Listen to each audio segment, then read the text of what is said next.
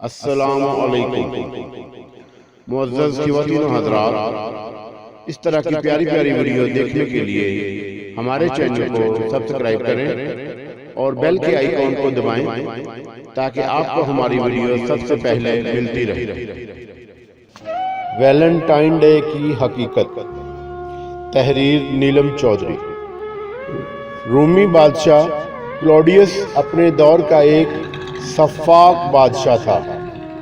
اس نے اپنی سلطنت میں ایک حکم جاری کیا ہوا تھا جس کے تحت روم کی فوج کے نوجوان شادی نہیں کر سکتے تھے۔ اس کی یہ سوچ تھی کہ غیر شادی شدہ سپاہی شادی شدہ کی نسبت بہتر کارکردگی کا مظاہرہ کر سکتے ہیں، کیونکہ شادی شدہ افراد کو اس بات کی فکر لگی رہتی ہے کہ ان کی موت کے بعد ان کے بیوی بچوں کا کیا ہوگا۔ ویلنٹائن اسی دور کا ایک پادری اور معالج بھی تھا۔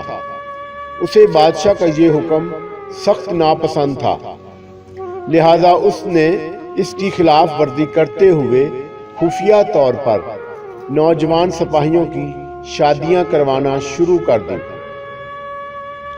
آخرکار جب ویلنٹائن ڈے کی حقیقت سب کے سامنے آئی تو اسے قید میں ڈال دیا گیا اور جسمانی طور پر ہراساں بھی کیا گیا۔ دوران قید اس پر نظر رکھنے کے لیے جس جیلر کو مقرر کیا گیا اس کی بیٹی نابینا تھی۔ ویلنٹائن نے ایسے حیران کن اور موجزانہ انداز میں اس کا علاج کیا کہ جیلر نے اس سے متاثر ہو کر اپنے پورے خاندان کے ساتھ عیسائیت اختیار کر لی۔ اپنے ان جرائم کی پاداش میں 269 AD میں ویلنٹائن ڈے کو موت کی سزا سنائی گئی۔ جس روز اس کی سزا پر عمل درآمد کیا گیا، اسی صبح اس نے جیلر کی بیٹی کو ایک الوداعی خط لکھا جس کا اختتام اس نے فرام یور ویلنٹائن پر کیا، جس سے متاثر ہو کر آج کل کی نوجوان نسل بھی کچھ ایسے ہی القابات اپنے لیے بھی استعمال کرتی ہے۔ ویلنٹائن ڈے کا رومانس سے کوئی تعلق نہیں تھا۔ یہ تعلق قرون وسطیٰ کے ایک شاعر جیوفرے چاسر نے محض اپنی شاعری کے ذریعے قائم کیا۔ ویلنٹائن ڈے کی بنیاد قدیم رومیوں کے ایک تہوار لوپرا سلویا فیسٹیول سے شروع ہوئی جو 15 فروری کو منایا جاتا ہے۔ رومی تقریباً 800 سال تک اس تہوار کو اپنی دیوی لیوپرکس کے اعزاز میں مناتے رہے۔ اس تہوار کی تقاریب میں تمام نوجوان لڑکیاں اپنے نام کی پرچیاں ایک مرتبان میں ڈال دیتی تھیں اور پھر نوجوان لڑکے اس میں سے ایک ایک پرچی اٹھا لیتے تھے۔ جس کے پاس جس لڑکی کے نام کی پرچی آتی تھی وہ تہوار کی باقی تقاریب کے لیے اس کی دوست منتخب ہو جاتی تھی۔ اگر کسی جوڑے کی آپس میں اچھی بنتی تو وہ اگلے سال تک بھی ایک دوسرے کے ساتھ رہتے۔ یہاں ایک ضروری بات قابل غور ہے کہ یہ تعلق مکمل طور پر غیر شرعی اور بےہودہ ہوتا تھا۔ اس دن کو منانے والے تمام لوگ کافر تھے۔ بعد ازاں پوپ گلیسیس نے 496 AD میں لوپرسا لیویا فیسٹیول کو ویلنٹائن ڈے میں بدل دیا، لیکن اس کی روایات اور اقتدار کو نہ بدل پایا، جو آج بھی ویسے ہی برقرار ہیں۔ دیگر ممالک میں اس دن کو اپنے اپنے طریقے سے منایا جاتا ہے۔ کچھ ممالک میں تو اسے بالکل اسی طرح منایا جاتا ہے جیسے رومی مناتے تھے۔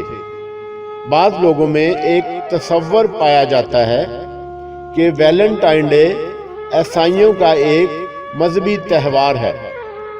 یہ بالکل غلط اور بے بنیاد عقیدہ ہے، بلکہ یہ رومن اور کیتھولک تہوار ہے، کیونکہ اس میں دونوں کی تاریخ سے متعلق نظریات ملتے ہیں۔